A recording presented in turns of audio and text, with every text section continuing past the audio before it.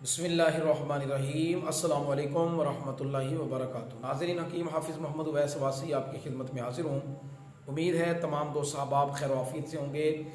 दोस्तों, ख्वाबों की ताबीर के हवाले से हमारा सिलसिला जो है जारी है। अल्लाह तबारक व तआला इसको इसी तरह जारी रखने की तौफीक नसीब करे। दोस्तों, बादलों के हवाले से मुख्तलिफ जो ताबीरें बनती हैं अल्हम्दुलिल्लाह वो मैंने अर्ज़ की हैं। आज इस हवाले से चंद ताबीरें और मैं पेश करूँगा।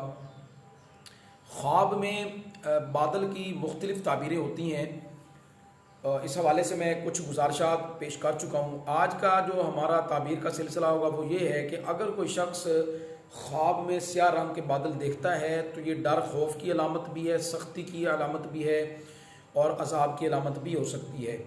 इसी तरह अगर कोई बंदा ख्वाब में बरसते हुए बादलों को देखता है कि बादल बरस रहे हैं, ये खैर व बरकत की अलामत हो सकती है और खैर व बरकत के साथ साथ ये गम व अंदोह की अलामत भी होती है।